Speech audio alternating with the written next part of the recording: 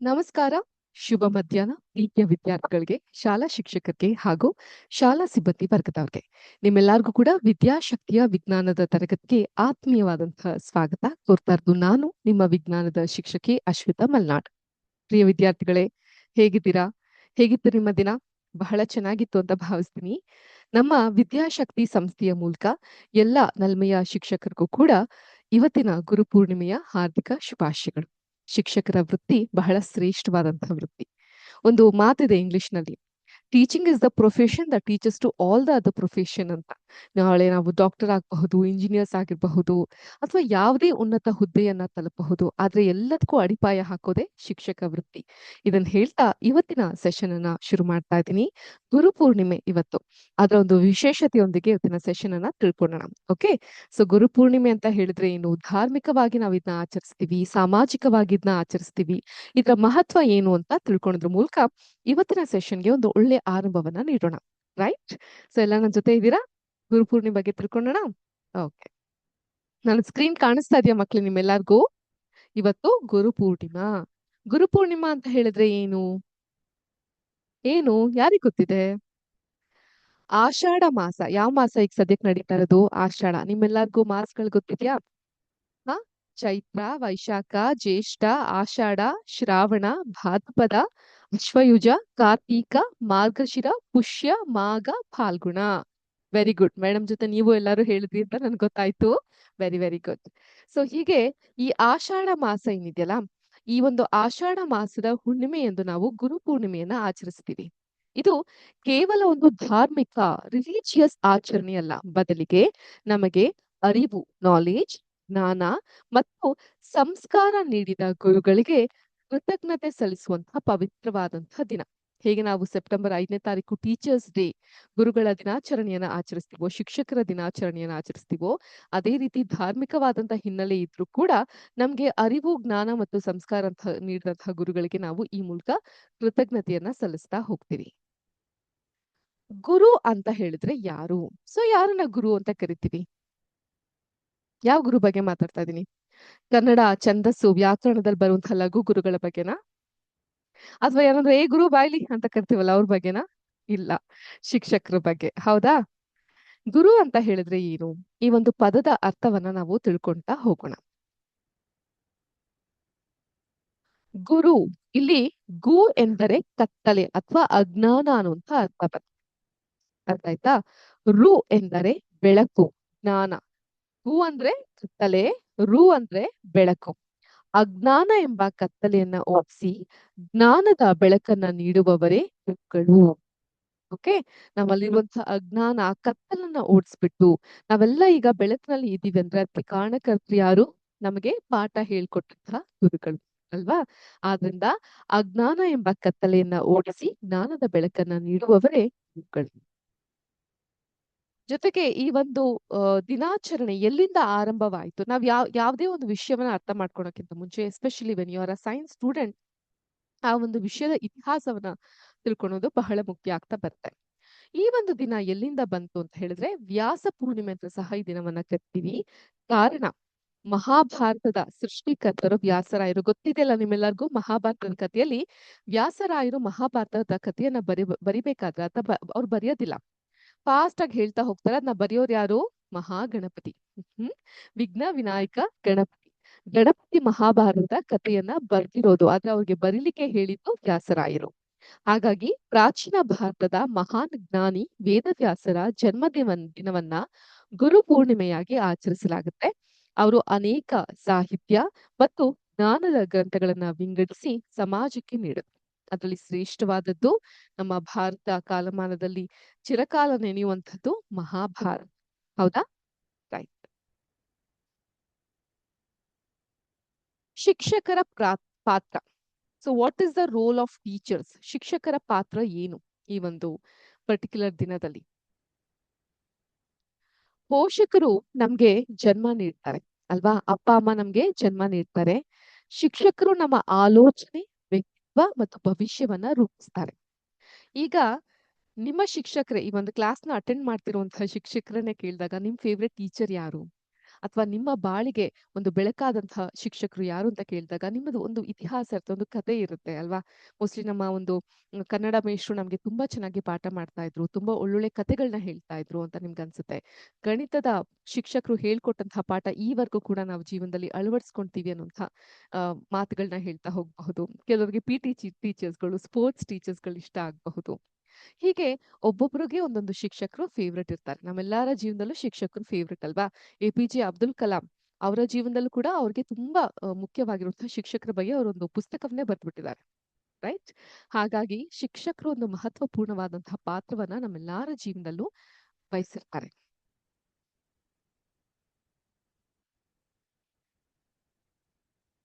ಶಾಲೆಯಲ್ಲಿ ಕಲಿಯುವ ಗಣಿತ, ವಿಜ್ಞಾನ, ಭಾಷೆಗಳ ಜೊತೆಗೆ ನೈತಿಕ ಮೌಲ್ಯಗಳನ್ನ ಕಲ್ಪಿಸಿಕೊಡುವ ಪ್ರತಿಯೊಬ್ಬರು ಗುರುಗಳೇ. ನಿಮ್ಗೆ ಅಕಾಡೆಮಿಕಲ್ ಆಗಿ ಹೇಳ್ಕೊಡೋದು ಮಾತ್ರ ಅಲ್ಲದೆ ನೈತಿಕ ಮೌಲ್ಯಗಳ ಮಾರಲ್ ಸೈನ್ಸ್ ಅಂತ ಕರಿತೀವಿ, ಮಾರಲ್ ವ್ಯಾಲ್ಯೂಸ್ ಅಂತ ಕರಿತೀವಿ, ಅದನ್ನೆಲ್ಲ ಹೇಳ್ಕೊಡೋದು. ನೋಡಿ, ನೀವು ಈ ರೀತಿ ಶಿಷ್ಟಾಚಾರವಾಗಿರ್ಬೇಕು, ಒಳ್ಳೆ ಗುಣಗಳನ್ನ ಅವಲೋಕಿಸ್ಕೊಬೇಕು, ನೀವು ಇದನ್ನ ಅಳವಡಿಸ್ಕೊಂತಾ ಹೋಗ್ಬೇಕು ಅಂತ ಹೇಳೋರು ಕೂಡ ನಿಮ್ಗೆ ಗುರುಗಳ ಸ್ಥಾನದಲ್ಲೇ ಇರ್ತಾರೆ. ಆದ್ರಿಂದ ಪೋಷಕರನ್ನ, ದೇವ್ರನ್ನ ಎಷ್ಟು ನಾವು ಗೌರವದಿಂದ ಕಾಣ್ತೀವೋ ಅದೇ ರೀತಿ ಗೌರವವಾಗಿ ಕಾಣುವಂತಹ ಮತ್ತೊಂದು ವರ್ಗನೇ ಶಿಕ್ಷಕರ ವರ್ಗ. ಆದ್ರಿಂದ ಪ್ರತಿಯೊಬ್ಬ ವಿದ್ಯಾರ್ಥಿ ಕೂಡ ಈ ದಿನದಂದು ಆನ್ ದಿಸ್ ಪರ್ಟಿಕ್ಯುಲರ್ ಡೇ ತಮ್ಮ ಶಿಕ್ಷಕರಿಗೆ ಗೌರವ ಸಲ್ಲಿಸೋದು, ಅವರ ಮಾರ್ಗದರ್ಶನವನ್ನ ಆಲಿಸೋದು ಮತ್ತು ಶ್ರದ್ಧೆಯಿಂದ ಕಲಿಯುವ ಸಂಕಲ್ಪ ಮಾಡೋದು ಮುಖ್ಯ ಆಗ್ತಾ ಬರುತ್ತೆ. ಸೊ ಆದ್ರಿಂದ ನಮ್ಮ ಶಿಕ್ಷಕರ ಮಾರ್ಗದರ್ಶನವನ್ನ ಆಲಿಸ್ಬೇಕು, ಕೇಳಿಸ್ಕೊಬೇಕು, ಶ್ರದ್ಧೆಯಿಂದ ಕಲಿಯೋದ್ರ ಜೊತೆಗೆ ಅದನ್ನ ಅಳವಡಿಸ್ಕೊಂತ ಕೂಡ ಇರ್ಬೇಕು. ಹಾಗಾಗಿ ನಮ್ಮ ವಿದ್ಯಾಶಕ್ತಿಯ ಸಂಸ್ಥೆಯ ಮುಖಾಂತರ ಕೂಡ ಎಲ್ಲಾ ಶಿಕ್ಷಕರಿಗೂ ಕೂಡ ಇವತ್ತಿನ ಗುರು ಪೂರ್ಣಿಮೆಯ ಶುಭಕಾಮನೆಗಳನ್ನ ನಾವು ಕೊಡ್ತಾ ಇದೀವಿ. ನೀವು ನಮ್ಗೆ ನೀಡಿದಂತಹ ಶಿಕ್ಷಣ ಮೌಲ್ಯಭರಿತವಾದದ್ದು, ನಮ್ಗೆ ಕೊಡ್ತಿರುವಂತಹ ಸಮಯ ಕೂಡ ಅಷ್ಟೇ ಮುಖ್ಯವಾದದ್ದು ಅಂತ ನಮ್ಮ ವಂದನೆಯನ್ನ ಈ ಮೂಲಕ ನಿಮ್ಗೆ ಸಲ್ಲಿಸ್ತೀವಿ. ಓಕೆ, ಇವತ್ತು ಒಂದ್ ಸ್ವಲ್ಪ ಪೌರಾಣಿಕವಾಗಿ, ಧಾರ್ಮಿಕವಾಗಿ ಎಲ್ಲ ನೋಡಿದ ತಕ್ಷಣ ನಮ್ಗೆ ಗುರು ಪೂರ್ಣಿಮೆ ಅನ್ನೋದು ಗೊತ್ತಾಯ್ತು. ಆಷಾಢ ಮಾಸದಲ್ಲಿ ಬರುವಂತಹ ಹುಣ್ಣಿಮೆನ ನಾವು ಗುರು ಪೂರ್ಣಿಮೆ ಅಂತ ಕರಿತೀವಿ ಅನ್ನೋದು ಗೊತ್ತಾಯ್ತು. ಅದ್ರ ಜೊತೆಗೆ ಇವತ್ತಿನ ದಿನ ಮತ್ತೊಂದು ಸ್ಪೆಷಾಲಿಟಿಯಿಂದ ಹೊಂದಿದೆ. ಏನದು? ಈಗ ನೋಡಿ, ನೀವು 8ನೇ ಕ್ಲಾಸಲ್ಲಿ ಇರೋದ್ರಿಂದ ನಿಮ್ಗೆ ವೈಲ್ಡ್ ಲೈಫ್ ಬಗ್ಗೆ, ಎಕ್ಸ್ಟೆಂಟ್ ಆಗಿರೋ ಅನಿಮಲ್ಸ್ ಬಗ್ಗೆ, ಎಂಡೇಂಜರ್ಡ್ ಅನಿಮಲ್ಸ್ ಬಗ್ಗೆ ಎಲ್ಲ ನಾವು ತಿಳ್ಕೊಂತಾ ಹೋಗ್ತೀವಿ. ಅಂದ್ರೆ ಯಾವ ಒಂದು ಪ್ರಾಣಿಗಳು ಅವನತಿಯ ಅಂಚಿನಲ್ಲಿ ಇರುತ್ತೆ, ಅದ್ರ ಬಗ್ಗೆ ಎಲ್ಲ ನಾವು ಈ ಒಂದು ಅಕಾಡೆಮಿಕ್ ಇಯರ್ ಅಲ್ಲಿ ಪಾಠವನ್ನ ಕಲಿತಾ ಹೋಗ್ತೀವಿ. ಅದ್ರ ಜೊತೆಗೆ ಇವತ್ತೊಂದು ಬಹಳ ವಿಶೇಷವಾದಂತಹ ದಿನ. ಯಾಕೆ ಗೊತ್ತಾ? ಇವತ್ತಿನ ದಿನವನ್ನ ನಾವು ಏನಂತ ಆಚರಿಸ್ತೀವಿ ಅದ್ರ ಬಗ್ಗೆ ಕೂಡ ನಾನು ನಿಮ್ಗೀಗ ತಿಳಿಸಿಕೊಡ್ತೀನಿ. ನನ್ನ ಸ್ಕ್ರೀನ್ ಕಾಣಿಸ್ತಾ ಇದೆಯಾ? ಇಲ್ಲ, ಇನ್ನು ಶೇರ್ ಮಾಡಿಲ್ಲ. ಓಕೆ, ಈಗ ಕಾಣಿಸ್ತಾ ಇದೆಯಾ? ಕಾಣಿಸ್ತಾ ಇದೆಯಾ ನನ್ನ ಸ್ಕ್ರೀನ್? ಓಕೆ. ಇವತ್ತು ಅಂತಾರಾಷ್ಟ್ರೀಯ ಹುಲಿಗಳ ದಿನ. Today's international tiger day. ಗೊತ್ತಾಯ್ತಾ? ಏನ್ ಹಾಗಂದ್ರೆ ಪ್ರತಿ ವರ್ಷ ಜುಲೈ, ಯಾವ ತಿಂಗಳಿದು? ಜುಲೈ. Very good. ಜುಲೈ 29ರಂದು ಪ್ರಪಂಚದ ಆದ್ಯಂತ ಅಂತಾರಾಷ್ಟ್ರೀಯ ಹುಲಿಗಳ ದಿನವನ್ನಾಗಿ ಆಚರಿಸಲಾಗುತ್ತೆ. ಹುಲಿಗಳ ಸಂತತಿಯನ್ನ ರಕ್ಷಿಸಲು ಮತ್ತು ಕಾಡುಗಳನ್ನ ಉಳಿಸಲು ಜಾಗೃತಿ ಮೂಡಿಸುವಂತಹ ಉದ್ದೇಶದ ಈ ಒಂದು ದಿನವನ್ನ ಆಚರಿಸ್ತೀವಿ. The main objective of this particular day ಬಂದು ನಾವು ಹುಲಿಗಳ ಸಂತತಿಯನ್ನ ರಕ್ಷಿಸಬೇಕು ಮತ್ತು ಕಾಡುಗಳನ್ನ ನಾವು ಜಾಗೃತದಲ್ಲಿ ಇಟ್ಕೊಬೇಕು, ಅದನ್ನ ಒಂದು ಉಳಿಸ್ಬೇಕು ಅನ್ನುವಂತಹ ಒಂದು ಅವೇರ್ನೆಸ್ ಅನ್ನೋದು ನಮ್ಮಲ್ಲಿ ಮೂಡಬೇಕು. ಹಾಗಾಗಿ ಪ್ರತಿ ವರ್ಷ July 29, 29th of July every year V celebrate international tigers day. ಅಂತಾರಾಷ್ಟ್ರೀಯ ಹುಲಿಯ ದಿನವನ್ನ ನಾವು ಆಚರಿಸ್ತೀವಿ. ಇದಕ್ಕೊಂದು ಹಿನ್ನೆಲೆ ಇರ್ಬೇಕು. ಹಿನ್ನೆಲೆ ಅಂತ ಒಂದು ಯಾವ್ದು ದೊಡ್ಡ ಕಟ್ಟಡವನ್ನ ತೋರಿಸ್ತಾ ಇದ್ದೀನಿ. ಏನಿರಬಹುದು? What is the history behind celebration of this particular day? ತಿಳ್ಕೊಳ್ಳೋಣ. ಜುಲೈ 2010ರಲ್ಲಿ ರಷ್ಯಾದ ಸೆಂಟ್ ಪೀಟರ್ಸ್ಬರ್ಗ್, ಇಲ್ಲಿ ಕಾಣ್ತಾ ಇದೆಯಲ್ಲ ಇದು, ರಷ್ಯಾದ ಸೆಂಟ್ ಪೀಟರ್ಸ್ಬರ್ಗ್ ನಲ್ಲಿ ನಡೆದ ಸಮ್ಮೇಳನದಲ್ಲಿ ಹುಲಿಗಳ ಸಂಖ್ಯೆ ಕ್ಷೀಣಿಸ್ತಾ ಇರುವುದನ್ನ ತಡೆಯಲು ಜುಲೈ, ಇದೇ ತಿಂಗಳ 29ರಂದು ಈ ದಿನವನ್ನ ಆಚರಿಸಬೇಕು ಅಂತ ಒಂದು ತೀರ್ಮಾನ ಮಾಡ್ತಾರೆ. ಗೊತ್ತಾಯ್ತಾ? ಸೊ 2010 ಇತ್ತೀಚೆಗಷ್ಟೇ ನಡೆದಂತಹ ಸಮಯ, ಆದ್ರೆ ನೀವ್ಯಾರು ಹುಟ್ಟಿರ್ಲಿಲ್ಲ, ಹೌದಾ? 2010ರಲ್ಲಿ ರಷ್ಯಾದ ಸೆಂಟ್ ಪೀಟರ್ಸ್ಬರ್ಗ್ ಅನ್ನುವಂತಹ ಜಾಗದಲ್ಲಿ ನಡೆದಂತಹ ಒಂದು ಸಮ್ಮೇಳನದಲ್ಲಿ ಹುಲಿಗಳ ಸಂಖ್ಯೆ ಕ್ಷೀಣಿಸ್ತಾ ಇದೆ. ಅದನ್ನ ತಡೆಗಟ್ಟಕ್ಕೂ ಸಲುವಾಗಿ ಪ್ರತಿ ವರ್ಷ ಜುಲೈ 29ರಂದು ನಾವು ಈ ಒಂದು ದಿನವನ್ನ ಆಚರಿಸುವಂತಹ ನಿರ್ಣಯವನ್ನ ಮಾಡ್ತೀವಿ. ಈಗ ನಿಮ್ಮೆಲ್ಲರಿಗೂ ಗೊತ್ತಿದೆ, ನಮ್ಮ ಭಾರತದ ರಾಷ್ಟ್ರೀಯ ಪ್ರಾಣಿ ಯಾವುದು? ಜೋರಾಗಿ ಹೇಳಿ. ಯಾವುದು ನಮ್ಮ ಭಾರತೀಯ ರಾಷ್ಟ್ರೀಯ ಪ್ರಾಣಿ? ಇಲ್ಲೇ ಪಿಕ್ಚರ್ ಅಲ್ಲಿ ಕಾಣ್ತಾ ಇದೆಯಲ್ಲ ಮೇಡಮ್, ಹುಲಿ. ಹುಲಿಲೂ ಒಂದು ವಿಧಾನ ಇದೆ. ಇಟ್ಸ್ ಅ ಟೈಪ್ ಆಫ್ ಹುಲಿ. ಯಾವುದು? Very good, royal Bengal tiger. ಯಾವುದು? Royal Bengal tiger. ಇದು ನಮ್ಮ ಭಾರತದ ರಾಷ್ಟ್ರೀಯ ಪ್ರಾಣಿ. ಇದು ಜಗತ್ತಿನ ಶೇಕಡ 85% ಗಿಂತ ಹೆಚ್ಚು ಕಾಡು ಹುಲಿಗಳು ನಮ್ಮ ಭಾರತದಲ್ಲಿ ಇದೆ. ಅದು ನಮ್ಮ ಹೆಮ್ಮೆ. ಯಾವ ಒಂದು ತಳಿ? ಈ ರಾಯಲ್ ಬೆಂಗಲ್ ಟೈಗರ್ ಅನ್ನೋದು ಇಡೀ ವಿಶ್ವಕ್ಕಿಂತ ಒಂದು 75%, ಮುಕ್ಕಾಲು ಭಾಗಷ್ಟು ಈ ಹುಲಿಗಳು ನಮ್ಮ ಭಾರತದಲ್ಲೇ ಇದೆ. ರೈಟ್. ಹಾಗಾಗಿ ನಮ್ಮ ಭಾರತದ ರಾಷ್ಟ್ರೀಯ ಪ್ರಾಣಿ ರಾಯಲ್ ಬೆಂಗಾಲ್ ಟೈಗರ್. ಈಗ ಪ್ರಾಜೆಕ್ಟ್ ಟೈಗರ್ ಅನ್ನೋದನ್ನ ನಾವು ತೆಗೆದುಕೊಳ್ತೇವೆ. ಯಾಕೆ ಪ್ರಾಜೆಕ್ಟ್ ಟೈಗರ್? ಸೊ ಪ್ರತಿಯೊಂದಕ್ಕೂ ಪ್ರಾಜೆಕ್ಟ್ ಟೈಗರ್ ಅಂತ ಇರುತ್ತೆ. ರೈಟ್. ಯಾಕೆ ಪ್ರಾಜೆಕ್ಟ್ ಟೈಗರ್ ಅಂದ್ರೆ ಏನು? ಭಾರತ ಸರ್ಕಾರ ಹುಲಿಗಳ ಸಂರಕ್ಷಣೆಗಾಗಿ 1973ರಲ್ಲಿ in the year 1973 project tiger ಅನ್ನುವಂತಹ ಯೋಜನೆಯನ್ನ ಪ್ರಾರಂಭಿಸುತ್ತೆ. ಓಕೆ. ಈ ಒಂದು ಯೋಜನೆಯ ಮುಖ್ಯ ಉದ್ದೇಶ ಏನು? ಹುಲಿಗಳ ಸಂರಕ್ಷಣೆಯನ್ನ ಮಾಡೋದು. In order to safeguard the tiger. ಈಗ ಇದ್ರಲ್ಲಿ ನಮ್ಮ ಕರ್ನಾಟಕದ ಪಾತ್ರ ಏನು? ಎಲ್ಲಿದ್ದೀರಾ ಈಗ ನೀವು ಕರ್ನಾಟಕದಲ್ಲಿ? ಎಲ್ಲಿದ್ದೀರಾ ಮಕ್ಳು ನೀವೀಗ? ಬೀದರ್, ಗುಲ್ಬರ್ಗಾ, ಬಿಜಾಪುರ್, ಯಾದಗಿರಿ, ರಾಯಚೂರ್, ಇದ್ಯಾವ್ದಿದು? ಬಾಗಲಕೋಟೆ, ಬೆಳಗಾಂ, ಧಾರವಾಡ. ನೋಡಿ ಇಲ್ಲಿ ಕಾಣ್ತಾ ಇದ್ದೀರಾ? ಧಾರವಾಡ. ಈಗ ನಾವೆಲ್ಲಿದ್ದೀವಿ? ಬೆಂಗಳೂರು. ಇಲ್ಲಿಂದ ಇಲ್ಲಿಗೆ ಈ ಧಾರವಾಡ ಮಾತುಕತೆ ಸದ್ಯಕ್ಕೆ ನಡೀತಾ ಇದೆ. ಈಗ ನಮ್ಮ ಕರ್ನಾಟಕದ ಭಾರತದಲ್ಲೇ ಅತಿ ಹೆಚ್ಚು ಹುಲಿಗಳನ್ನ ಹೊಂದಿರುವಂತಹ ಪ್ರಮುಖ ರಾಜ್ಯಗಳಲ್ಲಿ ಒಂದಾಗಿದೆ. ಗೊತ್ತಾಯ್ತಾ? ಇಡೀ ವಿಶ್ವದಾದ್ಯಂತ ಇರುವಂತಹ ಬೆಂಗಾಲ್ ಟೈಗರ್ ಅನ್ನುವಂತಹ ತಳಿ ಅಥವಾ ಸಂತತಿ ನಮ್ಮ ಭಾರತದಲ್ಲಿ ಶೇಕಡ ಎಷ್ಟಿದೆ? 75% ಅಷ್ಟಿದೆ. ಮುಕ್ಕಾಲು ಭಾಗದಷ್ಟು ಹುಲಿಗಳನ್ನ ನಾವು ಕಾಣ್ಬೋದು. ರೈಟ್. ಅದೇ ತರ ನಮ್ಮ ಕರ್ನಾಟಕದಲ್ಲಿ ಭಾರತದಲ್ಲೇ ಇರುವಂತಹ ಹುಲಿಗಳಿಗಿಂತ ಹೆಚ್ಚು ಹುಲಿಗಳಿದೆ. ನಮ್ಮ ರಾಜ್ಯದಲ್ಲಿ ಪ್ರಮುಖ 5 ಹುಲಿ ಸಂರಕ್ಷಿತ ಪ್ರದೇಶಗಳಿದೆ. ಅದ್ಯಾವ್ದು ಅಂತ ಗೊತ್ತಾ? In our state we have 5 places ಎಲ್ಲಿ ಈ ಹುಲಿಗಳನ್ನ ಸಂರಕ್ಷಣೆಯನ್ನ ಮಾಡೋಕೆ to safeguard the tiger. ಯಾವ್ಯಾವ ಜಾಗ ಇರಬಹುದು? ಅದು ಗೊತ್ತಿದ್ಯಾ ನಿಮ್ಗೆ? Yes or no? ಯಾವುದು? ಸುಮಾರಷ್ಟು ಉತ್ತರಗಳು ಬರ್ತಿದೆ. ಆದ್ರೆ ಇವತ್ತಿನ ಕ್ಲಾಸ್ಗೆ, for today's class, this will be your assignment. ಇದು ನಿಮ್ಮ ಟಾಸ್ಕ್. ನಮ್ಮ ಭಾರತದಲ್ಲಿ ಅಲ್ಲ, ಕ್ಷಮಿಸಿ, ನಮ್ಮ ಕರ್ನಾಟಕದಲ್ಲಿ ಇರುವಂತಹ 5 ಪ್ರಮುಖ ಹುಲಿ ಸಂರಕ್ಷಿತ ಪ್ರದೇಶಗಳು. ಬೇಕಂದ್ರೆ ನೋಟ್ ಮಾಡ್ಕೊಳ್ಳಿ. Please note it down. ನಮ್ಮ ರಾಜ್ಯದಲ್ಲಿ in our state of Karnataka ಇರುವಂತಹ ಪ್ರಮುಖ 5 ಹುಲಿ ಸಂರಕ್ಷಿತ ಪ್ರದೇಶಗಳು ಯಾವುದು? ನೋಟ್ ಮಾಡ್ಕೊಂತೀರಾ? ಎಷ್ಟು ನಿಮಿಷ ಟೈಮ್ ಬೇಕು ನಿಮ್ಗೆ? Okay, I'll give you 3 seconds time. Please take a note of it, of today's homework. ನಮ್ಮ ಭಾರತದಲ್ಲಿ, ನಮ್ಮ ರಾಜ್ಯದಲ್ಲಿ ಪ್ರಮುಖ 5 ಹುಲಿ ಸಂರಕ್ಷಿತ ಪ್ರದೇಶಗಳಿದೆ. ಅದು ಯಾವುವು? Take a note of it.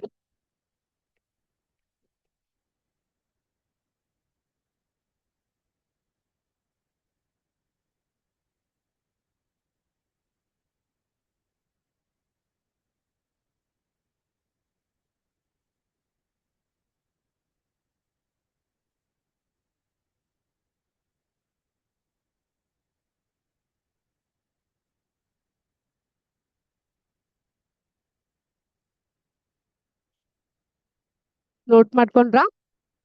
S, done. Okay. So ಯಾವ್ದ್ಯಾವ್ದಿದೆ ಆ ಪ್ರದೇಶ? ಇದನ್ನ ನೀವು ನನ್ಗೆ ಉತ್ತರವನ್ನ ನೆಕ್ಸ್ಟ್ ಕ್ಲಾಸ್ ಯಾವಾಗಿದೆ? ನೆಕ್ಸ್ಟ್ ವಾರ ಕ್ಲಾಸ್ ನಲ್ಲಿ ಹೇಳ್ತೀರಾ. ಕ್ಲಿಯರ್? ನೆಕ್ಸ್ಟ್, ಇವಾಗ ಪ್ರಶ್ನೆ ಬರುತ್ತಪ್ಪ. ಪುಣ್ಯಕೋಟಿ ಕತೆ ಕೇಳಿದಿರ ಎಲ್ಲರೂ? ಹೇಳಿ. ಹುಲಿನ ನಾವ್ ಯಾಕೆ ರಕ್ಷಣೆ ಮಾಡ್ಬೇಕು? Why should we safeguard tiger? What is the science behind it? We are science students. Whatever we learn it from science mindset. ಒಂದು ವಿಜ್ಞಾನದ ವಿದ್ಯಾರ್ಥಿಯಾಗಿ ವೈಜ್ಞಾನಿಕವಾಗಿ ನಾವೀಗ ಯೋಚನೆ ಮಾಡ್ಬೇಕು. ಹುಲಿನ ಯಾಕೆ ಸಂರಕ್ಷಣೆ ಮಾಡ್ಬೇಕು? ಪಾಪ ಮೇಡಮ್, ಪ್ರಾಣಿ ಅದು, ನಾವ್ ಅದನ್ನ ಕಾಪಾಡ್ಬೇಕು ಅಲ್ವಾ? ದೇವ್ರ ವಾಹನ ಮೇಡಮ್, ಮಲೆ ಮಹದೇಶ್ವರ ಸ್ವಾಮಿ ವಾಹನ ಹುಲಿ. ಹಾಗಾಗಿ ನಾವು ಹುಲಿನ ಕಾಪಾಡ್ಬೇಕು. ಅಯ್ಯೋ, ನಮ್ ಚಾಮುಂಡೇಶ್ವರಿ ದೇವ್ರು ಅದ್ರ ಮೇಲೆ ಕೂತು ಸಂಚರಿಸ್ತಾಳೆ, ದುರ್ಗಾ ಪರಮೇಶ್ವರಿ ಸಂಚರಿಸ್ತಾಳೆ, ಅದಕ್ಕೆ ನಾವು ರಕ್ಷಣೆ ಮಾಡ್ಬೇಕು. ಓಕೆ, ಈ ಎಲ್ಲ ಬಿಟ್ಟು ವೈಜ್ಞಾನಿಕವಾಗಿ, scientifically, why should be safeguard tiger? ಏನು ಇದ್ರ ಹಿಂದೆ ಇರೋ ಸೈನ್ಸ್ ಏನು? ಸೊ ನಮ್ಮ ಸೈನ್ಸ್ ಸೆಷನ್ ಅಕಾಡೆಮಿಕ್ ಆಗಿ ಎಷ್ಟಿರುತ್ತೋ ಅದೇ ತರ ನಮ್ಮ ಸುತ್ತಮುತ್ತಲಿರುವಂತಹ ವಾತಾವರಣಕ್ಕೂ ಕೂಡ ಅದಷ್ಟೇ ಅನ್ವಯಿಸ್ತಾ ಹೋಗುತ್ತೆ. ರೈಟ್. ಈಗ why should we safeguard tiger? ಯಾರು ಹೇಳ್ತೀರಾ? ಹುಲಿ ಕಾಡಿನ ಆಹಾರ ಸರಣಿಯ ತುದಿಯಲ್ಲಿರುವಂತಹ ಪ್ರಾಣಿ. ಆಹಾರ ಸರಣಿ, ಫುಡ್ ಚೈನ್. ಹುಲಿಗಳು ಇಲ್ಲದೆ ಇದ್ರೆ ಕಾಡಿನ ಸಸ್ಯಾಹಾರಿ ಪ್ರಾಣಿಗಳ ಸಂಖ್ಯೆ ನಿಯಂತ್ರಣದಲ್ಲಿ ಇರುತ್ತೆ. ಓಕೆ, ಏನಾಗುತ್ತೆ ಇಲ್ಲಿ ನೋಡಿ. ಈಗ ಈ ಜಿಂಕೆ ಅನ್ನೋದು ಏನಂತ ತಿನ್ನುತ್ತೆ? ಹುಲ್ಲು. ಇಲ್ಲಿಂದ ಶುರು ಮಾಡೋಣ. ಕಾಣಿಸ್ತಾ ಇದೆಯಾ ಇದು? Can you all see my screen? ಇಲ್ಲಿ ಒಂದು ಹುಳವನ್ನ ಕಪ್ಪೆ ತಿನ್ನುತ್ತೆ. ಅರ್ಥ ಆಯ್ತಾ? ಅದೇ ರೀತಿ ಇಲ್ಲೂ ಸಹ ಹುಳವನ್ನ ತಿನ್ನುತ್ತೆ. ಕಪ್ಪೆ ಬಂದು ಇಲಿಯನ್ನ ಸಹ ತಿನ್ನುತ್ತೆ. ಅದಾದ ನಂತರ ಈ ಕಪ್ಪೆಯನ್ನ ಒಂದು ಹಾವು ತಿನ್ನುತ್ತೆ. ಹಾವನ್ನ ಹದ್ದು ತಿನ್ನುತ್ತೆ. ಅದೇ ತರ ಇಲ್ಲಿರುವಂತಹ ಹುಲ್ಲನ್ನ ಜಿಂಕೆ ತಿನ್ನುತ್ತೆ. ಜಿಂಕೆಯನ್ನ ಹುಲಿ ತಿನ್ನುತ್ತೆ. ಜೊತೆಗೆ ಈ ಹಂದಿಯನ್ನು ಕೂಡ ಹುಲಿ ತಿನ್ನುತ್ತೆ. ಹಾಗಾಗಿ ಒಂದು ಆಹಾರ ಸರಪಣಿ ಅನ್ನೋದು ಕಾಪಾಡ್ಕೊಬೇಕಾದ್ರೆ, in order to safeguard the food chain, ಈ ಹುಲಿಯ ಸಂರಕ್ಷಣೆ ಅನ್ನೋದು ಪ್ರತಿಯೊಂದು ಅವಶ್ಯಕತೆ. ಇಲ್ಲದೆ ಹೋದ್ರೆ ಸಸ್ಯಾಹಾರಿ ಪ್ರಾಣಿಗಳ ಸಂಖ್ಯೆ ನಿಯಂತ್ರಣ ಮೀರಿ ಹೋಗ್ಬಿಡುತ್ತೆ. It goes out of control. ನಮ್ಮ ಒಂದು ಪೇಟ್ ವೆಬ್ಸೈಟ್ ಅಲ್ಲಿ ಒಂದು ಬ್ಯೂಟಿಫುಲ್ ಆಗಿರುವಂತಹ ಸಿಮ್ಯುಲೇಷನ್ ಇದೆ ಇದ್ರ ಕುರಿತು.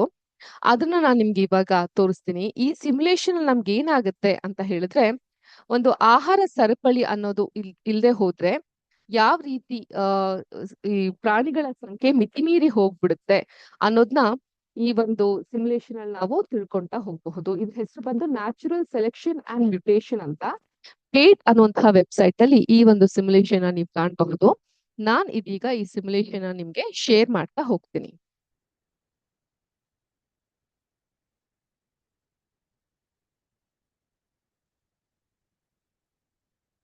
ನೋಡಿ, ಇಲ್ಲಿ ಏನಾಗುತ್ತೆ, ಮೊಲವನ್ನ ಕಾಣಬಹುದು ನೀವು.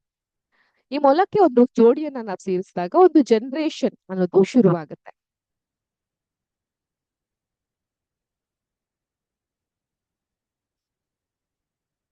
ನೋಡುತ್ತಾ, ಒಂದು ಜನರೇಷನ್ ಅನ್ನೋದು ಶುರುವಾಯ್ತು. ನೋಡ್ತಾ ಹೋಗಿ ಈಗ ಏನಾಗುತ್ತೆ ಅಂತ.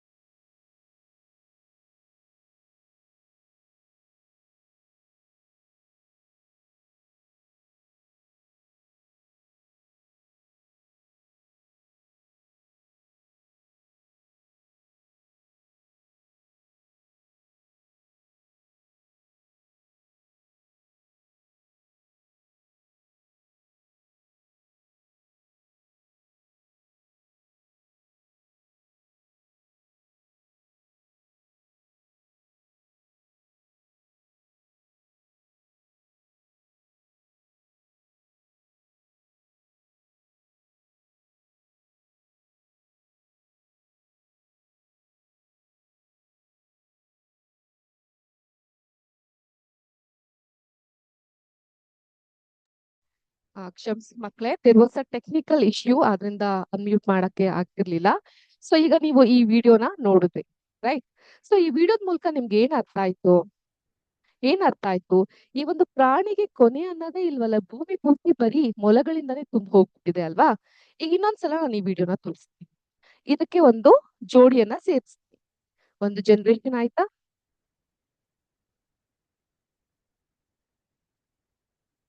ಮತ್ತೊಂದು ಜನರೇಷನ್ ಆಯ್ತು.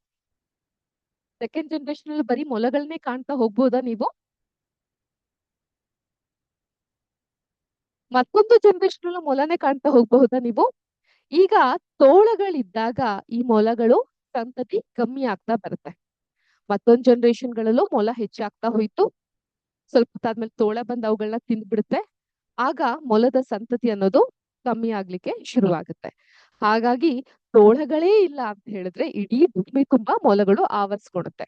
ಅದೇ ರೀತಿ ಒಂದು ಕಾಡಿನಲ್ಲಿ ಈ ಹುಲಿ ಅನ್ನುವಂತಹ ಪ್ರಾಣಿ ಇಲ್ಲ ಅಂದ್ರೆ ಸಸ್ಯಾಹಾರ ಪ್ರಾಣಿಗಳು ವಿಪರೀತವಾಗಿ ಹೇರಳವಾಗಿ ಕಾಡಿನ ತುಂಬಾ ಹಬ್ಬಿಬಿಡುತ್ತೆ. ತಿಳಿತಾ? ಅರ್ಥ ಆಯ್ತಾ? That is why we all need a tiger in order to safeguard our food chain. ನಮ್ಮ ಆಹಾರ ಸರಣಿಯನ್ನ ಕಾಪಾಡ್ಕೊಳ್ಲಿಕ್ಕೆ ಟೈಗರ್ ಅನ್ನೋದು ಬೇಕಾಗುತ್ತೆ, ಹುಲಿ ಅನ್ನೋದು ಬೇಕಾಗುತ್ತೆ. ಸಸ್ಯಾಹಾರಿ ಪ್ರಾಣಿಗಳು ನಿಯಂತ್ರಣದಲ್ಲಿ ಇದ್ದರೆ ಕಾಡಿನ ಗಿಡ ಮರಗಳು ಸುರಕ್ಷಿತವಾಗಿ ಇರುತ್ತೆ. So in order to safeguard the forest, ನಮ್ಮ ಕಾಡನ್ನ ಕಾಪಾಡ್ಕೊಳ್ಲಿಕ್ಕೆ ಸಸ್ಯಾಹಾರಿ ಪ್ರಾಣಿಗಳು ಹೇಗಿರ್ಬೇಕು? ನಿಯಂತ್ರಣದಲ್ಲಿ ಇರ್ಬೇಕು. It should be control. ನಿಮ್ಮೆಲ್ಲರಿಗೂ ಅರ್ಥ ಆಗ್ತಾ ಇದೆಯಾ? ಮೇಡಮ್ ಏನ್ ಪಾಠ ಮಾಡ್ತಾ ಇದ್ದೀನಿ ಅನ್ನೋದು ಅರ್ಥ ಆಗ್ತಾ ಇದೆ ಅಲ್ವಾ? ಓಕೆ. ಕಾಡು ಸುರಕ್ಷಿತವಾಗಿದ್ರೆ ನಮ್ಗೆ ಶುದ್ಧ ಗಾಳಿ ಮತ್ತು ಮಳೆ ನೀರು ಸಿಗುತ್ತೆ. ಆದ್ರಿಂದ ಹುಲಿಯನ್ನ ರಕ್ಷಿಸೋದ್ರ ಮೂಲಕ in order to safeguard the forest ಮೂಲಕ ನಮ್ಗೆ ಶುದ್ಧವಾದಂತಹ ಗಾಳಿ ಸಿಗುತ್ತೆ. ಕಾಡನ್ನು ರಕ್ಷಿಸಿದಂತೆ, ಕಾಡನ್ನ ರಕ್ಷಿಸಿದ್ರೆ ಜೀವ ಮತ್ತು ನೀರು ಮತ್ತು ಜೀವ ಸಂಕುಲಗಳನ್ನ ರಕ್ಷಣೆ ಮಾಡ್ಲಿಕ್ಕೆ ಸಾಧ್ಯವಾಗುತ್ತೆ. ಇದು ಹುಲಿ ಅನ್ನೋದು ನಮ್ಗೆ ಯಾಕೆ, ಹುಲಿಯ ಸಂರಕ್ಷಣೆ ಅನ್ನೋದು ಯಾಕೆ ಬೇಕು ಅಂತ ನಮ್ಗೆ ಗೊತ್ತಾಗುತ್ತೆ. ಸೊ ಇವೆಲ್ಲ ಒಂದು inter connection, dot inter connection ಇದೆಯಾ? ನಾವು ಕಾಡನ್ನ, ಹುಲಿಯನ್ನ ಸಂರಕ್ಷಣೆ ಮಾಡೋದ್ರಿಂದ ಸಸ್ಯಾಹಾರಿ ಪ್ರಾಣಿಗಳ ವರ್ಗವನ್ನ ಕಂಟ್ರೋಲ್ ನಲ್ಲಿ ಇಟ್ಟಂಗಾಗತ್ತೆ. ಅವುಗಳನ್ನ ಕಂಟ್ರೋಲ್ ಅಲ್ಲಿ ಇಟ್ರೆ ಕಾಡಿನ ಗಿಡ ಮರ ಸಂಪನ್ಮೂಲಗಳು ಹೇರಳವಾಗಿರುತ್ತೆ. ಅದು ಹೇರಳವಾಗಿದ್ರೆ ನಮ್ಗೆ ಶುದ್ಧವಾದಂತಹ ಗಾಳಿ ಮತ್ತು ವಿವಿಧ ಕಾಡಿನ ಸಂಪನ್ಮೂಲಗಳು, ಮರಗಳಾಗಿರಬಹುದು, ಆಹಾರ ಪದಾರ್ಥಗಳಾಗಿರಬಹುದು, ಇವೆಲ್ಲ ಸಿಗ್ಲಿಕ್ಕೆ ಸಾಧ್ಯವಾಗುತ್ತೆ. ಆದ್ರಿಂದ ಏನ್ ಮಾಡ್ಬೇಕು? ಕಾಣಿಸ್ತಾ ಇದೆಯಲ್ಲಿ ಯಾರು ಇವರು? ಎಸ್, ಹುಲಿರಾಯ. ಹುಲಿಯನ್ನ ನೀವೆಲ್ಲ ರಕ್ಷಣೆ ಮಾಡೋದು ಅತ್ಯವಶ್ಯಕ ಆಗ್ತಾ ಬರುತ್ತೆ. ಸೊ ಆದ್ರಿಂದ ಇವತ್ತಿನ ಅಂತಾರಾಷ್ಟ್ರೀಯ ಹುಲಿ ದಿನಾಚರಣೆ ನಾವ್ ಯಾಕೆ ಆಚರಿಸ್ತೀವಿ? ಹುಲಿಗಳ ಪಾತ್ರ ವೈಜ್ಞಾನಿಕವಾಗಿ ನಮ್ಮ ಪ್ರಪಂಚದಲ್ಲಿ ಏನಿದೆ, ಇವೆಲ್ಲದ್ರ ಬಗ್ಗೆ ನಾನು ಮಾಹಿತಿ ಕೊಟ್ಟೆ. ಇದು ನಿಮ್ಗೆ ಇಷ್ಟ ಆಯ್ತು ಅಂತ ನಾನು ಭಾವಿಸ್ತೀನಿ. ಈಗ ನಮ್ಮ ನೆಕ್ಸ್ಟ್ ಸೆಗ್ಮೆಂಟ್ ಕಡೆಗೆ ಹೋಗೋಣ. ನೆಕ್ಸ್ಟ್ ಸೆಗ್ಮೆಂಟ್ ಹೋಗೋಕ್ಕಿಂತ ಮುಂಚೆ ನಾನು ನಿಮ್ಗೆ ಏನೋ ಒಂದು ಟಾಸ್ಕ್ ಕೊಟ್ಟಿದ್ನಲ್ಲ ಲಾಸ್ಟ್ ಕ್ಲಾಸ್ ನಲ್ಲಿ. ಏನ್ ಟಾಸ್ಕ್ ಕೊಟ್ಟಿದ್ದೆ? 5 ಹುಲಿ ಸಂರಕ್ಷಿತ ಪ್ರದೇಶಗಳು ನಮ್ಮ ಕರ್ನಾಟಕದಲ್ಲಿ ಯಾವ್ದ್ಯಾವ್ದಿದೆ ಅಂತ ಹೇಳಿ ಅಂತ ಹೇಳಿದೆ. ಆದ್ರೆ ಇವತ್ತು ಕೊಟ್ಟಿರೋ ಟಾಸ್ಕ್ ಆಯ್ತು. ಇದನ್ನ ನಾವು ನೆಕ್ಸ್ಟ್ ಬುಧವಾರ ಆನ್ಸರ್ ನೋಡೋಣ. ಆದ್ರೆ ಹೋದ ಬುಧವಾರ ನಾನ್ ನಿಮ್ಗೊಂದು ಟಾಸ್ಕ್ ಕೊಟ್ಟಿದ್ದೆ. ಏನ್ ಟಾಸ್ಕ್ ಕೊಟ್ಟಿದ್ದೆ ನಾನ್ ನಿಮ್ಗೆ? Had given an home assignment, right? ಏನ್ ವರ್ಕ್ ಕೊಟ್ಟಿದ್ದೆ ನಾನ್ ನಿಮ್ಗೆ? ನಾವು ಅಂತ ಯಾಕಂತೀವಿ? ಅದ್ರ ಹಿಂದೆ ಇರುವಂತಹ ವೈಜ್ಞಾನಿಕ ಕಾರಣದ ಬಗ್ಗೆ ನಾನು ಕೇಳಿದ್ದೆ. ಹೌದಾ? ಅದ್ರ ಬಗ್ಗೆ ಸ್ವಲ್ಪ ತಿಳ್ಕೊಳ್ಳೋಣವಾ? ನಾವ್ ಅಕ್ಷಿ ಅಂತ ಯಾಕಂತೀವಿ ಅನ್ನೋದ್ರ ಬಗ್ಗೆ ತಿಳ್ಕೊಂತಾ ಹೋಗೋಣ. ಓಕೆ. ಮೊದಲನೇದಾಗಿ ಅಕ್ಷಿ ಅಥವಾ ಸೀನು ಅಥವಾ ಸ್ನೀಸ್ ಅಂದ್ರೆ ಏನು ಅನ್ನೋದು ನಮ್ಗೆ ಗೊತ್ತಾಗ್ಬೇಕು. ಸೀನು ಅಂತ ಹೇಳಿದ್ರೆ ಏನು? ಸೀನನ್ನ ನಮ್ಮ ಶ್ವಾಸಕೋಶ ರೆಸ್ಪಿರೇಟರಿ ಸಿಸ್ಟಮ್ ಅದರ ಒಂದು ಸೆಕ್ಯೂರಿಟಿ ಅಲಾರಾಮ್ ಅಂತ ಕರ್ಸ್ಕೊಳ್ಳುತ್ತೆ. ಯಾಕಂದ್ರೆ ನಮ್ಮ ಮೂಗಿನ ಒಳಗೆ ಧೂಳು, ಹೂವಿನ ಮಕರಂದ, ಖಾರ ಅಥವಾ ತಂಪಾದ ಗಾಳಿ ಪ್ರವೇಶಿಸಿದಾಗ ಮೂಗಿನ ಒಳಗಿನ ಸೂಕ್ಷ್ಮ ನರಗಳು ತಕ್ಷಣವೇ ಮಿದುಳಿಗೆ ಒಂದು ಸಂದೇಶವನ್ನ ಕಳಿಸುತ್ತೆ. ಫಾರ್ ಎಕ್ಸಾಂಪಲ್, ನಿಮ್ಮ ಮನೇಲಿ ನಿಮ್ ತಾಯಿ ಹೋಗೊಂದ್ ಸ್ವಲ್ಪ ಮಿಲ್ಕ್ ಹೋಗ್ಬಿಟ್ಟು ಜೋಳದ ರೊಟ್ಟಿ ಬೀಸ್ಕೊಂಬ ಹೋಗು, ನಾವು ಒಂದ್ ಸ್ವಲ್ಪ ರಂಜಕವನ್ನ ಮಾಡ್ಬೇಕು, ಖಾರದ ಪುಡಿ ಬೀಸ್ಕೊಂಬ ಹೋಗು ಅಂತ ಕಳಿಸಿದಾಗ ಅಲ್ಲಿಗೆ ಹೋಗ್ತಾ ಇದ್ದಂಗೆನೆ ಛೀ ಅಂತ ಹೇಳ್ತೀವಿ ನಾವು. ಅಥವಾ ಕ್ಲಾಸ್ ನಲ್ಲಿ ಟೀಚರು ಬೋರ್ಡ್ ಮೇಲೆ ಪಾಠ ಬಿಡ್ತಿರ್ಬೇಕಾದ್ರೆ ಡಸ್ಟರ್ ಏನಾದ್ರು ನಮಗ್ ತಾಕ್ಬಿಟ್ರೆ ಆ ಡಸ್ಟರ್ ನ ಕಣಗಳು ಹೋದಾಗ ಅಕ್ಷಿ ಅಂತ ಕರಿತೀವಿ. ಏನಾಗುತ್ತೆ ಇಲ್ಲಿ? ಏನ್ ಅರ್ಥ ಮಾಡ್ಕೊಬೇಕು? ಯಾವ್ದೋ ಒಂದು ವಸ್ತು ನಮ್ಮ ಮೂಗಿನ ಒಳ ಹೋಗ್ದಾಗ ಈ ಅಕ್ಷಿ ಅನ್ನೋದು ಸಂಭವಿಸುತ್ತೆ. ಈ ಸ್ನೀಸಿಂಗ್ ಅನ್ನೋದು ಆಗತ್ತೆ. ಕಾರಣ ಇಷ್ಟೇ, ನಮ್ಮ ಮೂಗಿನ ಒಳಗೆ ಆಚೆ ಇರುವಂತಹ ವಸ್ತು ಪ್ರವೇಶ ಪಟ್ಟಾಗ ಮೂಗಿನ ಒಳಗಿನ ಸೂಕ್ಷ್ಮ ನರಗಳು, ಸೆನ್ಸಿಟಿವ್ ನರ್ವ್ಸ್ ಏನಿರುತ್ತೆ, ಅದು ನಮ್ಮ ಮಿದುಳಿಗೆ, ಬ್ರೈನ್ಗೆ ತಕ್ಷಣವೇ ಒಂದು ಸಂದೇಶವನ್ನ ಕಳ್ಸುತ್ತೆ. ಏನಂತ ಸಂದೇಶವನ್ನ ಕಳ್ಸುತ್ತೆ? ಏನ್ ನೋಡು, ಯಾರೋ ಬೇರ್ತಿರೋ ನಮ್ಮ ಮೂಗೊಳಗಡೆ ಬರ್ತಾರೆ, ಮೊದ್ಲು ತೆಗ್ದವ್ರನ್ನ ಆಚೆ ಹಾಕು ಅಂತ ಅನ್ನುತ್ತೆ. ಆಗ ಏನಾಗುತ್ತೆ? ಮೇಡಮ್, ಒಂದ್ ದೊಡ್ಡ ಗುಡುಗ್ ಬಂದಂಗೆ ಮೂಗಿನಲ್ಲಿ ಇರುವಂತಹ ಧೂಳು ಅಥವಾ ಕ್ರಿಮಿಗಳನ್ನ ಹೊರ ಹಾಕ್ಲಲು ಗಾಳಿಯು ಗಂಟಲು ಮತ್ತು ಮೂಗಿನ ಮೂಲಕ ಗಂಟೆಗೆ ಸುಮಾರು 160 ಕಿಲೋಮೀಟರ್ ವೇಗದಲ್ಲಿ ಹೊರ ಬರುತ್ತೆ. 160 ಕಿಲೋಮೀಟರ್ ಸ್ಪೀಡ್ ನಲ್ಲಿ ಆಚೆ ಬರುತ್ತೆ. ಏನು? ಸೀನು. ಆದ್ರಿಂದ ಇವಾಗ ಯಾವ್ದೋ ಒಂದು ವಸ್ತು ನಮ್ಮ ಮೂಗೊಳಗೆ ಹೊಕ್ಕಿದೆ ಅಂದ ತಕ್ಷಣ ಜೋರಾಗಿ ಅಕ್ಷಿ ಅಂತ ಹೇಳಿದಾಗ 160 ಕಿಲೋಮೀಟರ್ ಸ್ಪೀಡ್ ನಲ್ಲಿ ನಮ್ಮ ಮೂಗಿನಿಂದ ಆ ವಸ್ತು ಆಚೆ ಬರುತ್ತೆ. ಅದ್ರ ಜೊತೆಗೆ ಸಣ್ಣ ಸಣ್ಣ ಕಣಗಳು ಕೂಡ ಆಚೆ ಬರ್ತಾ ಹೋಗುತ್ತೆ. ಅದಕ್ಕೋಸ್ಕರನೇ ದೊಡ್ಡವ್ರು ಹೇಳ್ತಾರೆ, ಅಕ್ಷಿ ಅನ್ಬೇಕಾದ್ರೆ ನಾವ್ ಏನ್ ಮಾಡ್ಬೇಕು? ಕೈಯಲ್ಲಿ ಹೀಗೆ ಇಟ್ಕೊಬೇಕು. ಅಥವಾ ಒಂದು ಕರವಸ್ತ್ರ ಕರ್ಚೀಫ್. ಕರ್ಚೀಫ್ ಮೂಲಕ ನಮ್ಮ ಮೂಗನ್ನ ಸಂಬಳಿಸ್ತಾ ಹೋಗ್ಬೇಕು. ಆದ್ರಿಂದ ನಾವು ಒಮ್ಮೆ ಸೀನ್ದಾಗ ಸುಮಾರು 40,000 ಸೂಕ್ಷ್ಮ ಹನಿಗಳು ಗಾಳಿಯಲ್ಲಿ ಸಿಡಿಯುತ್ತೆ. ಅದಕ್ಕೆ ಸೀನ್ಬೇಕಾದ್ರೆ ಕೈ ರುಮಾಲು ಹ್ಯಾಂಡ್ ಕರ್ಚಿಫ್ ಅಥವಾ ಮೊಣಕೈಯನ್ನ ಹೀಗೆ ಅಡ್ಡ ಇಟ್ಕೊಂಡು ಸೀನ್ಬೇಕಾಗತ್ತೆ. ತಿಳಿತಾ? ಏನ್ ಮಾಡ್ಬೇಕು? ಕರ್ಚೀಫ್ ಅಥವಾ ಮೊಣಕೈನ ಹೀಗೆ ಅಡ್ಡ ಇಟ್ಕೊಂಡು ನಾವು ಸೀನ್ಬೇಕಾಗತ್ತೆ. ಇದು ನಾವ್ ಯಾಕೆ ಸೀನ್ತೀವಿ ಅನ್ನೋದ್ರ ಕುರಿತು ಇರುವಂತಹ ಮಾಹಿತಿ. ಅರ್ಥ ಆಯ್ತಾ? ಈಗ ಇನ್ನೊಂದು ಪ್ರಶ್ನೆ ನಿಮ್ಗೆ. ಸೀನ್ಬೇಕಾದ್ರೆ ನಾವೆಲ್ಲ ಕಣ್ಣನ್ನ ಮುಚ್ಕೊಂಡು ಸೀನ್ತೀವಿ. We close your eyes while sneezing. ಯಾಕಿರ್ಬಹುದು? ಇದಕ್ಕೇನಾದ್ರೂ ವೈಜ್ಞಾನಿಕ ಕಾರಣ ಇದೆಯಾ? ಎಸ್, ಕಾರಣ ಇದೆ. ಕಾರಣ ವೆರಿ ಸಿಂಪಲ್, ಇಷ್ಟೇ. ನಾವು ಅಕ್ಷಿ ಅಂದಾಗ ಈ ಕಣ್ಣಿನ ನರಗಳೇನಿರುತ್ತೆ, ಕಣ್ಣಲ್ಲಿ ಇರುವಂತಹ ನರಗಳು, ಮೆದುಳಿನ ನರಗಳು ಪಕ್ಕದಲ್ಲಿರುತ್ತೆ, ಒಂದಕ್ಕೊಂದು ಬಾಜು ಇರುತ್ತೆ, ಈ ರೀತಿ ಅಂಟ್ಕೊಂಡಿರುತ್ತೆ. ಹಾಗಾದಾಗ ಮೆದುಳಿಗೆ ಸಿಗ್ನಲ್ ಹೋದಾಗ ಕಣ್ಣು ಕೂಡ ಯಾವುದೋ ಒಂದು ಭಯಂಕರವಾದಂತಹ ಫಾರಿನ್ ಪಾರ್ಟಿಕಲ್, ನಮ್ಗೆ ಬೇಡದಿರೋ ವಸ್ತು ಯಾವ್ದೋ ಬಂದಿದೆ ಅಂದ್ಬಿಟ್ಟು ಅದನ್ನ ರಕ್ಷಣೆಗೋಸ್ಕರ ಕಣ್ಣಿನ ರೆಪ್ಪೆಗಳು ಮುಚ್ಕೊಳ್ಳುತ್ತೆ. ಹಾಗಾಗಿ ಒಂದಕ್ಕೊಂದು ಇಂಟರ್ ಕನೆಕ್ಟೆಡ್ ಆಗಿರೋದ್ರಿಂದ ನಾವ್ ಅಕ್ಷಿ ಅಂದಾಗ ಮೂಗಿನ ನರಗಳ ಮೆದುಳಿನ ನರಗಳ ಪಕ್ಕ ಕಣ್ಣಿನ ನರ ಇರೋದ್ರಿಂದ ಅದು ಕೂಡ ಕಣ್ಣನ್ನ ಮುಚ್ಕೊಳ್ಳುವಂತಹ ಸಂಭವ ಇರುತ್ತೆ. ಇದು ನಾವ್ ಯಾಕೆ ಸೀನ್ತೀವಿ, ಸೀನ್ಬೇಕಾದ್ರೆ ನಾವ್ ಯಾಕೆ ಕಣ್ಣನ್ನ ಮುಚ್ತೀವಿ ಹಿಂದೆ ಇರುವಂತಹ ವೈಜ್ಞಾನಿಕ ಕಾರಣ. Is it interesting? ಕುತೂಹಲ ಭರಿತವಾಗಿದ್ಯಾ? ಕೌತುಕತೆಯಿಂದ ಕೂಡಿದ್ಯಾ? ವಿಜ್ಞಾನದ ಸೆಷನ್ ಇದೇ ರೀತಿ ಕೌತುಕತೆಯಿಂದ ನಿಮ್ಗೆ ಕೂಡಿರುತ್ತೆ. ಈಗ ಇಷ್ಟೊಂದೆಲ್ಲ ಮಾತಾಡಿದ್ದಾಯ್ತು, ನಾವು ಇಷ್ಟೊಂದು ವಿಷಯಗಳನ್ನೆಲ್ಲ ನಾವು ತಿಳ್ಕೊಂಡಿದ್ದಾಯ್ತು. ಇನ್ನೂ ಒಂದು ಟಾಸ್ಕ್ ಕೊಟ್ಟಿದ್ದೆ, ನಾವು ರಾಗಿ ಹೇಗೆ ಮೊಳಕೆ ಹೊಡೆಯುತ್ತೆ ಅದ್ರ ಬಗ್ಗೆ ಹೇಳಿ ಅಂತ. ಆದ್ರೆ ಸಮಯ ಬಹಳ ಕಮ್ಮಿ ಇರೋದ್ರಿಂದ ಅದ್ರ ಬಗ್ಗೆ ಡಿಸ್ಕಸ್ ಮಾಡ್ಲಿಕ್ಕೆ ಆಗಲ್ಲ. ಬದಲಿಗೆ ನಿಮ್ಮ ಶೈಕ್ಷಣಿಕ ಟೆಕ್ಸ್ಟ್ ಬುಕ್ ಅನ್ನು ಒಂದ್ ಸ್ವಲ್ಪ ತೆಗ್ದ್ಬಿಡಿ, ಒಂಚೂರು ಅದನ್ನು ಕೂಡ ನೋಡ್ಕೊಂಡ್ ಬರೋಣ. ಓಕೆ, ಸೊ ಎಲ್ಲರೂ ನಿಮ್ಮ ಟೆಕ್ಸ್ಟ್ ಬುಕ್ ಅನ್ನು ಓಪನ್ ಮಾಡ್ತೀರಾ?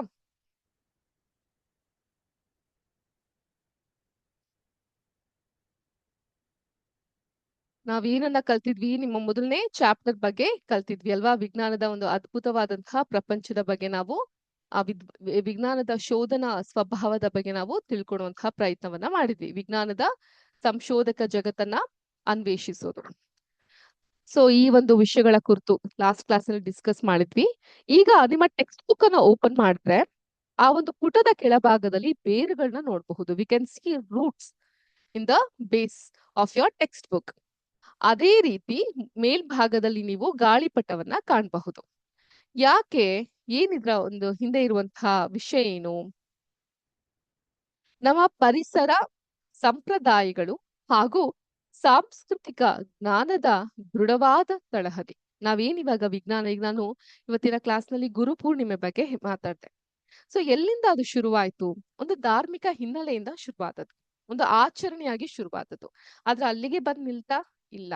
ಆ ಬೇರಿನ ಜೊತೆಗೆ ವೈಜ್ಞಾನಿಕವಾಗಿ ನಮ್ಗೇನ್ ಕನೆಕ್ಷನ್ ಇದೆ ಅನ್ನೋದ್ರ ಕುರಿತು ಕೂಡ ನಾವು ಅರ್ಥ ಮಾಡ್ಕೊಳ್ಳುವಂತಹ ಪ್ರಯತ್ನವನ್ನ ಮಾಡ್ತೀವಿ. ಸಿಂಪಲ್ ಆಗಿ ಟೈಗರ್ ಬಗ್ಗೆ ಮಾತಾಡ್ತೇವೆ, ನಾವು ಹುಲಿಗಳ ಬಗ್ಗೆ ಮಾತಾಡ್ದೆ. ಹುಲಿಗಳ ಸಂರಕ್ಷಣೆಯನ್ನ ಮಾಡ್ಬೇಕು ಅಂತ ಹೇಳ್ದೆ. ಯಾಕೆ ನಾವು ಸಂರಕ್ಷಣೆಯನ್ನ ಮಾಡ್ಬೇಕು? ಪಾಪ ಅದೊಂದು ಪ್ರಾಣಿ, ಅದಕ್ಕೆ ಅದ್ರ ಸಂರಕ್ಷಣೆ ಮಾಡ್ತೀವಿ ಅನ್ನೋಂಥ ಮನೋಭಾವನೆ ಒಂದ್ ಕಡೆ ಆದ್ರೆ, ವೈಜ್ಞಾನಿಕವಾಗಿ ಇದರ ಒಂದು ಸಂರಕ್ಷಣೆಯನ್ನ ಮಾಡಿದಾಗ ಬೇರೆ ಪ್ರಾಣಿಗಳ ಸಂರಕ್ಷಣೆ ಆಗುತ್ತೆ, ಅಥವಾ ಒಂದು ಕಾಡಿನ ವ್ಯವಸ್ಥೆಯನ್ನ ನಾವು ಕಾಪಾಡ್ಕೊಳ್ಲಿಕ್ಕೆ ಸಾಧ್ಯವಾಗುತ್ತೆ. ಒಂದು ಎಕೋಸಿಸ್ಟಮ್ ಅಂತ ಕರಿತೀವಿ. ಸಂಪೂರ್ಣವಾಗಿ ಅದನ್ನ ನಾವು ಕಾಪಾಡ್ಕೊಳ್ಲಿಕ್ಕೆ ಕಾರಣ ಆಗ್ತಾ ಬರುತ್ತೆ.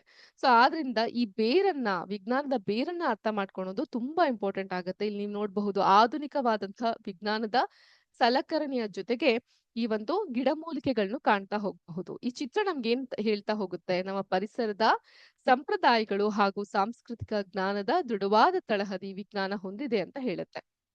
ನೆಕ್ಸ್ಟ್, ಪುಟದ ಮೇಲ್ಭಾಗದಲ್ಲಿ ಗಾಳಿಪಟ ಅಥವಾ ಕೈಟ್ ಅನ್ನ ನಾವು ಕಾಣ್ತಾ ಹೋಗಬಹುದು. ಗಾಳಿಪಟ ಏನನ್ನ ಸೂಚಿಸುತ್ತೆ? ಸೃಜನಶೀಲತೆ, ಕ್ರಿಯೇಟಿವಿಟಿ. ನಾವ್ ಎಷ್ಟು ಮೇಲೆ ಗಾಳಿಪಟವನ್ನ ಹಾರಿಸ್ತೀನಿ ಗೊತ್ತಾ ಅಂತ ಹೇಳಿದಾಗ, ಎಷ್ಟು ನಾಜೂಕ್ನಿಂದ ಹಾರಿಸ್ತೀವಿ, ಎಷ್ಟು ನ್ಯಾಕ್ ಅನ್ನ ಉಪಯೋಗಿಸ್ತೀವಿ ಅನ್ನೋದು ಮುಖ್ಯ ಆಗ್ತಾ ಬರುತ್ತೆ. ಹಾಗಾಗಿ ಸೃಜನಶೀಲತೆ ಮತ್ತು ಆಕಾಶದಷ್ಟೇ ಎತ್ತರಕ್ಕೆ ಹಾರುವ ಮುಕ್ತ ಕಲ್ಪನಾ ಶಕ್ತಿ. So we should all have that imagination power. ಆಕಾಶದ ಎತ್ತರಕ್ಕೆ ಹೇರುವಷ್ಟು ಇಮ್ಯಾಜಿನೇಷನ್ ಪವರ್ ನಮ್ಮೆಲ್ಲರಲ್ಲೂ ಇರೋದು ಮುಖ್ಯ ಆಗ್ತಾ ಬರುತ್ತೆ.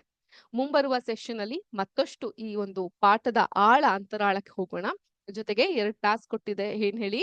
ಒಂದು, ಈ ರಾಗಿ ಮೊಳಕೆ ಹೊಡೆಯುವಂತಹ ಒಂದು ವೈಜ್ಞಾನಿಕ ರೀತಿಯನ್ನ ನಾನು ನಿಮ್ಗೆ ಎಕ್ಸ್ಪ್ಲೇನ್ ಮಾಡ್ತೀನಿ ಮುಂದಿನ ಸೆಷನ್ ಅಲ್ಲಿ. ಜೊತೆಗೆ ನಮ್ಮ ಕರ್ನಾಟಕದಲ್ಲಿ ಇರುವಂತಹ 5 ಹುಲಿ ಸಂರಕ್ಷಣಾ ಪ್ರದೇಶಗಳು ಯಾವ್ಯಾವುವು, ನಿಮ್ಮ ಶಿಕ್ಷಕರ ಸಹಾಯವನ್ನ ಕೇಳಿ ತಿಳ್ಕೊಂಡು ಬನ್ನಿ. ಸೊ ಇವತ್ತಿನ ಕ್ಲಾಸ್ ನಲ್ಲಿ ಏನೇನ್ ಕಲ್ತ್ವಿ ಒಂದು ಕ್ವಿಕ್ ರಿಕ್ಯಾಪ್ ಮಾಡೋಣ. ಏನೇನ್ ಕಲ್ತ್ವಿ ನಾವು ಇವತ್ತಿನ ಕ್ಲಾಸ್ ನಲ್ಲಿ? ಗುರು ಪೂರ್ಣಿಮೆಯ ಮಹತ್ವ, ಅಂತಾರಾಷ್ಟ್ರೀಯ ಹುಲಿ ದಿನವನ್ನ ಬಗ್ಗೆ ತಿಳ್ಕೊಂಡ್ವಿ. ಹುಲಿ ಸಂರಕ್ಷಣೆ ಯಾಕೆ ಮಾಡ್ಬೇಕು ಅನ್ನೋದ್ರ ಬಗ್ಗೆ ನಾವು ಅರ್ಥ ಮಾಡ್ಕೊಂಡ್ವಿ. ಜೊತೆಗೆ ನಿಮ್ಮ ಒಂದು ಪಕ್ಷಿ ಅಂತ ನಾವ್ ಯಾಕೆ ಸ್ನೀಸಿಂಗ್ ಅನ್ನೋದು ಯಾಕೆ ಆಡ್ತೀವಿ ಅನ್ನೋದಕ್ಕೆ ತಿಳ್ಕೊಂಡ್ವಿ. ಮ್ಯೂಟೇಶನ್ ಬಗ್ಗೆ, ನ್ಯಾಚುರಲ್ ಸೆಲೆಕ್ಷನ್ ಅಂಡ್ ಮ್ಯೂಟೇಶನ್ ಬಗ್ಗೆ ಸಹ ತಿಳ್ಕೊಂಡ್ವಿ. ಜೊತೆಗೆ ಪಾಠದ ಒಂದು ಚಿಕ್ಕ ತಿರಳ ಬಗ್ಗೆ ಕೂಡ ತಿಳ್ಕೊಂತಾ ಹೋದ್ವಿ. ಮುಂಬರುವ ಸೆಷನ್ ಅಲ್ಲಿ ಮತ್ತಷ್ಟು ಆಸಕ್ತಿದಾಯಕವಾಗಿರುವಂತಹ ವೈಜ್ಞಾನಿಕ ಅಂಶಗಳೊಂದಿಗೆ ಭೇಟಿ ಆಗ್ತೀನಿ. ಅಲ್ಲಿವರೆಗೂ ನೀವೇನ್ ಮಾಡ್ತಿರ್ತೀರಾ? ವಿದ್ಯಾಶಕ್ತಿ ಸೆಷನ್ ನ ಕೇಳ್ತಾರಿ, ನಿಮ್ಮ ಜ್ಞಾನವನ್ನ ಹೆಚ್ಚಿಸ್ಕೊಳ್ತಾರಿ ಅಂತ ಹೇಳ್ತಾ ಮುಂಬರುವಂತಹ ಶಿಕ್ಷಕರನ್ನ ಸ್ವಾಗತಿಸ್ತಾ ಸದ್ಯಕ್ಕೆ ನಾನು ವಿದಾಯವನ್ನ ತೆಗೆದುಕೊಳ್ತಾ ಇದ್ದೀನಿ. ಎಲ್ಲಾರ್ಗೂ ಶುಭ ದಿನ. ಜೈ ಹಿಂದ್, ಜೈ ಕರ್ನಾಟಕ ಮಾತೆ, ಜೈ ವಿದ್ಯಾಶಕ್ತಿ. ನಮಸ್ಕಾರ. Thank you sir.